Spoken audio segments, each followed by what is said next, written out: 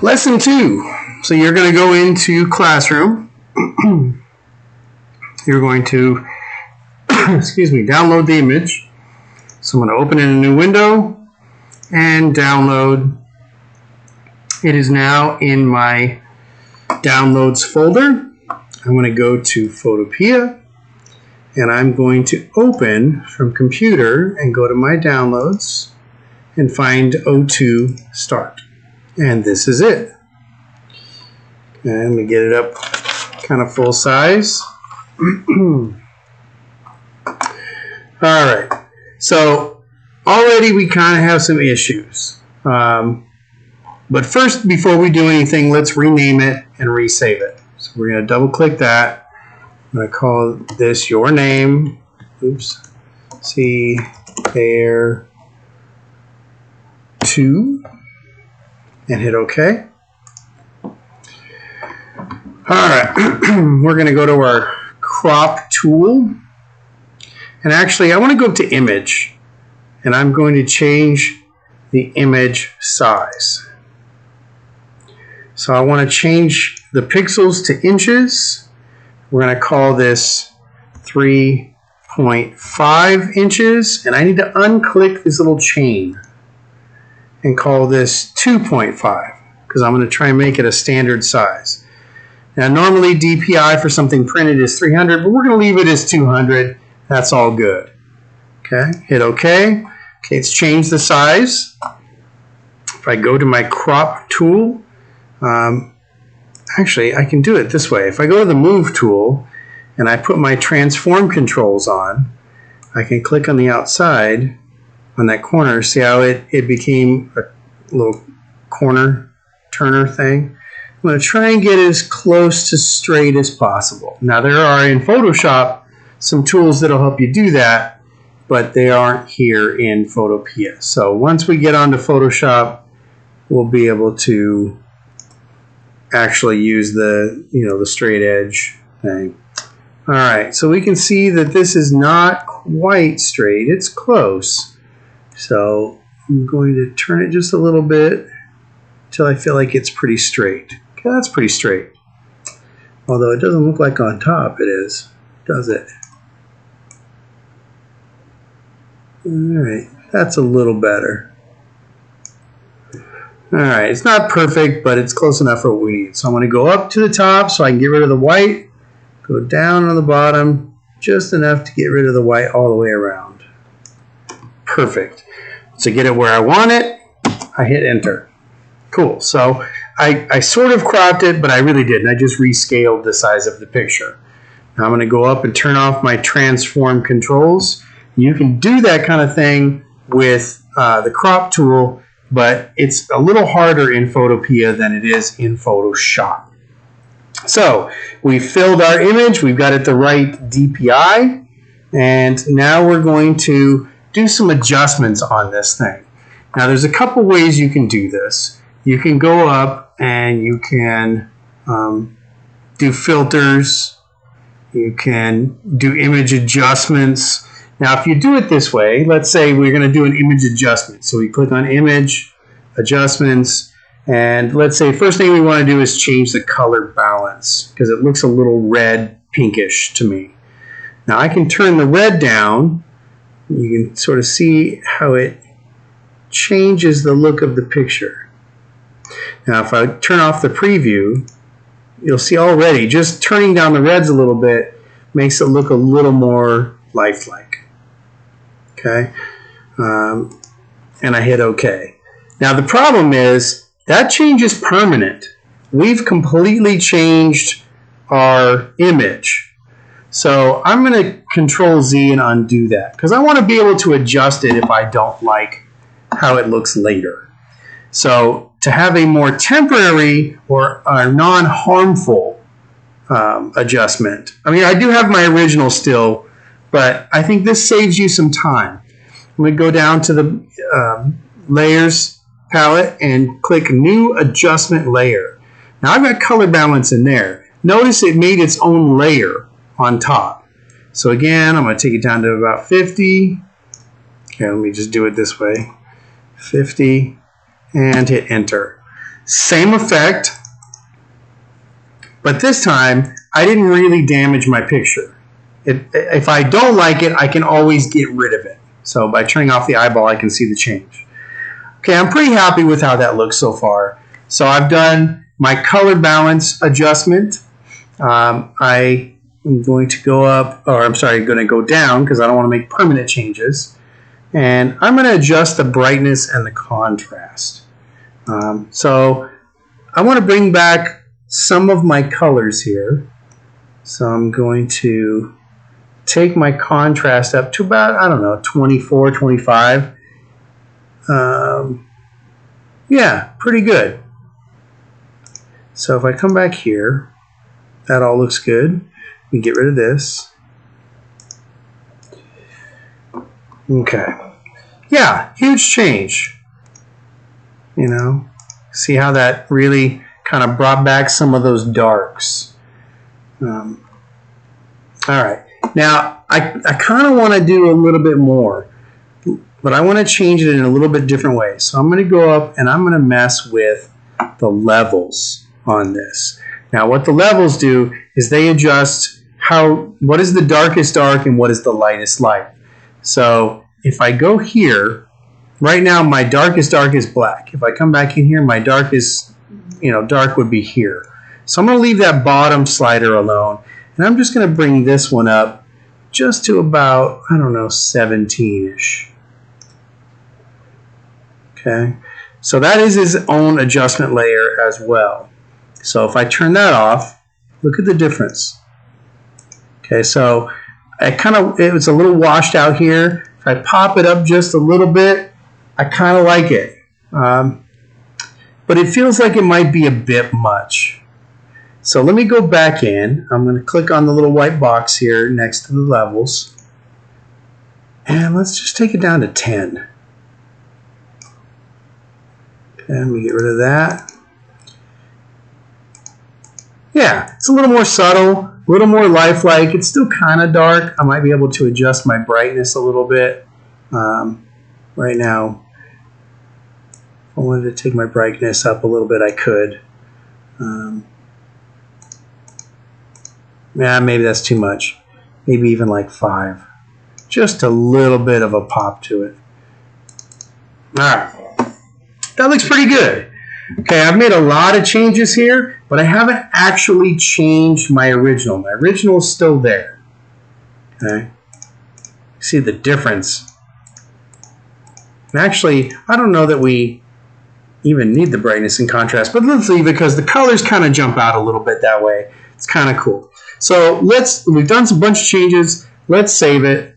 And I've made another copy of it. So the newest one is number 2. Or in yours, it'll be number 1. All right. Excuse me. I'm going to zoom in on this hat.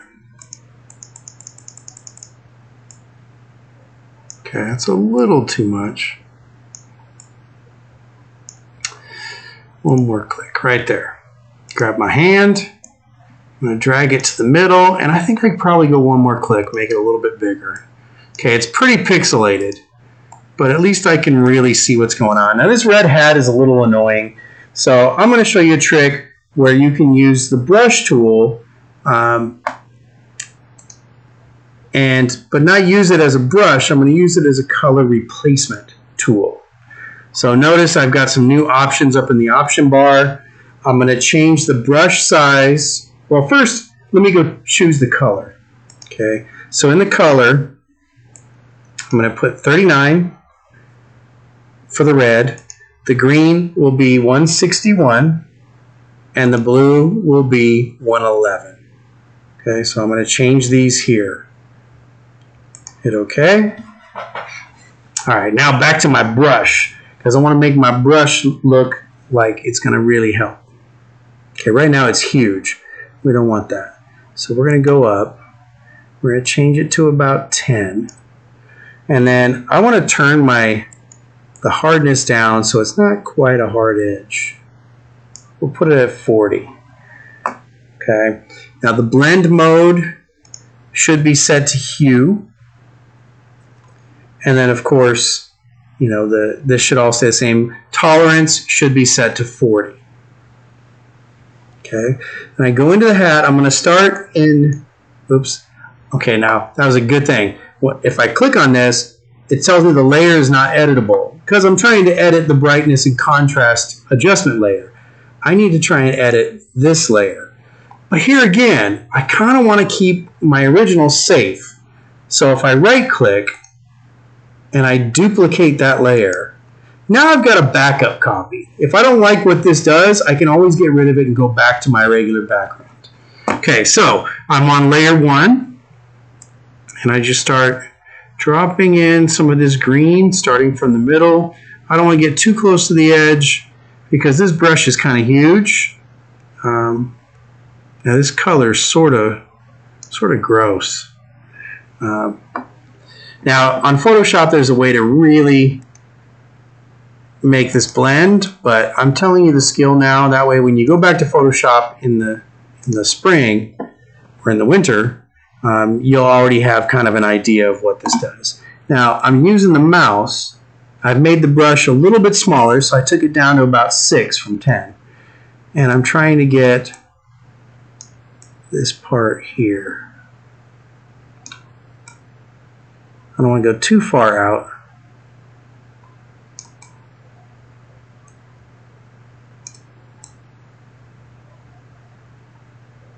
Okay, now we have a little bit of a problem. It's showing a line where the original was. So maybe if I change this to color, it'll get rid of that. So yeah, we want it set to color.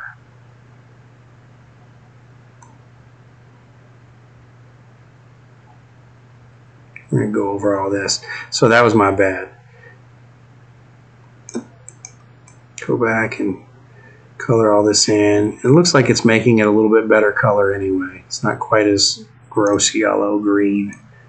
And come in and grab this little piece here. Looks like there's a little bit of pink up there. Alright. Now I'm going to zoom out and see what I got. Okay, it's not great. You can see that I did, you know, have some issues where it kind of went out, especially up here. But maybe we can fix that later. All right, so good enough for now. We'll kind of control 0 to get us out. But yeah, I mean, it's not very subtle. There are more subtle adjustments you can make on Photoshop that'll make it look a little more realistic. But you get the point that you can go in and do a color change on something by using that the color replacement tool. All right. So not the best, but just know that, you know, it's the limitations of Photopea. All right, so we're going to go make some changes now. We're going to clean up because, I mean, this is kind of cool, but I think we can make it more interesting. So I'm going to go in under this little tool here. You got this drop tool, the blur tool, and you've got the dodge tool. I'm going to right click on that, and I'm going to grab the sponge. So we're going to sponge this sucker. Okay. We want to come up here. We've got our options. Our sponge should be set to about 150. So we're going to make it pretty big. Okay. We're going to put the hardness at 0. So take that all the way down. And then our mode should be saturate. So you got a couple of them there. We want saturate. Now what this is going to do is it's going to take this graffiti and we're going to pop up the color. So I just go kind of right over it. Now I don't want to go over it multiple times because it'll pop the color up just a little bit too much. Yeah, I mean, that was okay. Maybe we need to take the flow down a little bit. Let's see what that looks like. Take the flow down to maybe 50 and see how that does. Yeah, that seems to work all right. Okay, so it brought back a little bit of the reds we lost when we did the changes on it. And I'm going to come to this other side. Now be careful getting around the girl because we don't want to turn her red. But what we can do is pop that in, and then we'll go up and make this a lot smaller so we can get on these other parts. Get in here close. But we don't want to saturate her. Okay, now notice I went over a couple times there. I want to undo that. I didn't like how that turned out. I'm just going to grab these areas here. Alright, so now we brought the color back on the wall. Not too bad. But, you know, there's some stuff on this wall that kind of looks crappy. I don't really dig this yellow up here. It looks like they painted over it. So I'm going to try and get rid of that. So we do have a tool that you can use. It's right over here. Up from the sponge tool, you've got this little stamper. So you're going to use the clone stamp tool. Okay, so click on that. You'll notice that some new stuff popped up here. We're going to change our size to about 20. That looks all right. Let's put the hardness at 0. And we want to make sure that aligned is clicked. All right. Now the way this tool works is you get over here, and we're getting rid of this. So I'm going to come over here in this area that looks good, and I'm going to hold down the Alt key and then click. Okay, so you can see it's picked up that picture. So if I hold down Alt and click, I've got that. Then I get where I want to start, and I click and then drag it to the left. And it didn't quite work the way I was hoping. Actually, let's go over here on the right. We're going to drag this way. Okay, come back and get a little more. And maybe get a little bit of that out of there. Pretty cool. Maybe I want to feather this a little more. Oh, that kind of messed up. Control Z that. That's not good. Okay, so it's a little bit of a stain there, but not terrible. So yeah, I mean, the clone stamp is really good for getting rid of these kind of spots like this. Now there are some other tools that you can use. If you go in here and you get the spot healing brush tool. Okay, there's some things that we can do to really make some of these areas better. Now if I look here, I might want to change the size. Let's take this up a little bit. Let's go up to 40. That way we can get a bigger area. Alright, click over there. Okay, so I want to get rid of this little black spot. If I just click on it, boom, it's gone. Okay, there's some more here. See these little spots here. Change that. So yeah, we got rid of some stuff.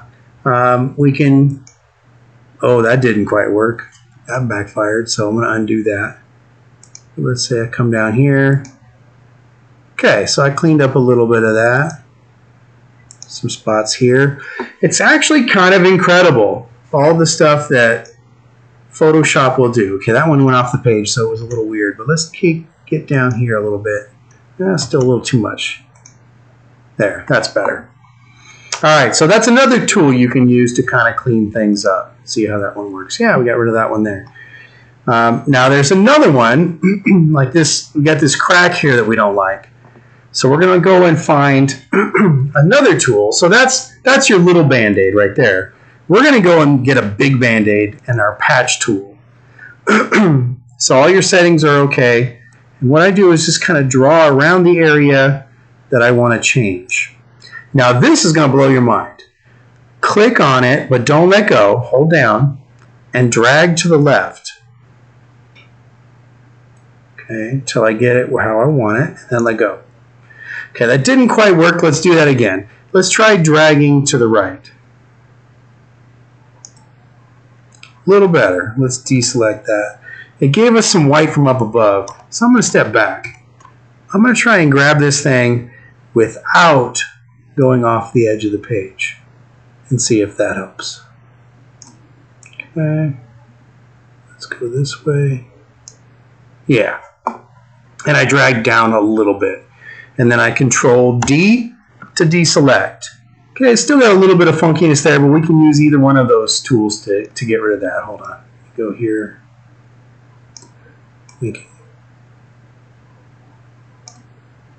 See, we're still getting that white from the top. Let's go up a little bit. I don't know why that's doing that. Well, when in doubt, use one of the other tools. We'll go to our spot healing brush. We're going to spot heal that. Boom. Problem solved. Okay, so there's a couple of techniques to clean stuff up. We fixed some of our cracks. Maybe we don't like that there. Kind of clean some of this up. Not too bad. Alright. You don't want to do too much because then you can start to see where you've made changes. Get rid of that little white speck right there.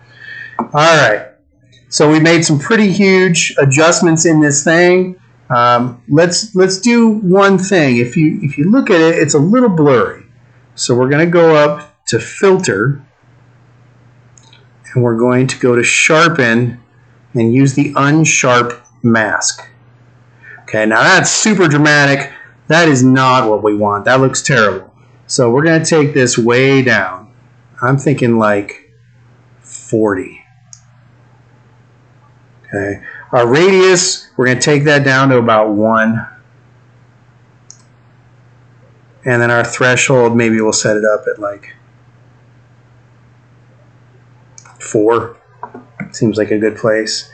And what that did, if I zoom in, Control plus, oh, it's not going to let me zoom in, but I can take the preview off. Yeah, it's pretty subtle, but it just sharpened it a little bit. Okay, so I'm going to turn that back on, hit OK. And we grab this. Oops, not the history. Okay, not in love with the hat, but I mean, it's, you know, it's the program we're on. So it's about the best we're going to get with that. Just know that when you do that on the Photoshop, it will look a little more convincing. It's still not my favorite way to do that, but it's a skill. All right, so we've done some pretty dramatic changes. If we go back and look where we started. Okay, and that's where we ended up. So what we're going to do is we're going to save. Okay, this will be our next version of this. And let's export. Now, normally I would say a JPEG, but let's say we want to use this for print because we've edited the photo and we want to make it look cool. So we're going to go down to where it says More, and we're going to choose TIFF. Now, TIFFs are kind of big, but that's okay. You want it to be really good quality. So let's say we're going to actually print this thing. We're not actually saving it for the web. So we're going to hit Save, and you are going to turn in the TIFF. So keep in mind, you know, 2 inches by 3 inches or whatever we came up with, 2.5 by 3.5, is a pretty small picture. So the fact that that thing blows up as well as it does tells you how good TIFFs are. You know, still pretty good quality even at much bigger size. All right, so that's what you're going to turn in, and that concludes lesson 2.